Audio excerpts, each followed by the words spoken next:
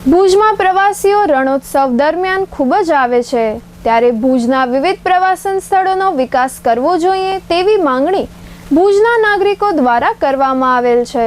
ખાસ કરીને હમીરસર તળાવ, રામકુંડ, ભુજિયો ડુંગર સહિતના પ્રવાસન સ્થળોમાં પ્રવાસીઓ માટે ખૂબ જ આકર્ષણ ઊભું કરવાની જરૂરિયાત છે અને કચ્છ જ્યારે પ્રવાસન ક્ષેત્રમાં સમગ્ર વિશ્વમાં નામના મેળવી રહ્યું છે, ત્યારે ભુજના વિવિધ ક્ષેત્રનો વિકાસ થાય તેવી માંગણી નયનભાઈ રાણા દ્વારા કરવામાં આવેલ છે। પ્રવાસન ક્ષેત્રે કચ્છ આખું આટલું વિકસી ગયું છે, લખપત ને એ બધું વિકસાવે જ છે। અત્યારે ધોળાવીરાને પણ તો વર્લ્ડ હેરિટેજમાં સ્થાન મળી ગયું છે।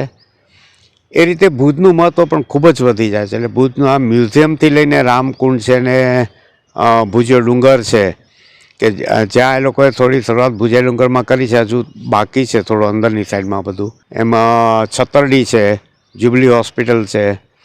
તો આ બધી જ વસ્તુઓને પ્રવાસન રીતે ખૂબ જ સારી રીતે ડેવલપ કરીને એ લોકો જો રાખે, કારણ કે બધા જ પ્રવાસીઓનું મેઇન સ્થાન ભુજ બની જાય છે, ભુજની આજુબાજુ વધારે છે બાકીના સ્થળો, તો એ લોકોને પણ એક સારી સગવડ મળી રહે, સાથે સાથે ભુજમાં પણ જે બધી વિરાસતો જે પણ છે એ જોવાની પણ એક સારામાં સારી તક ઊભી થાય અને પ્રવાસીઓને ભુજ તરફનું પણ આકર્ષણ વધુ રહે એ રીતના પ્રયત્નો થાય એ ખૂબ જ જરૂરી છે અને એ ગવર્મેન્ટ કરે એમ બધા ઈચ્છે પણ છે।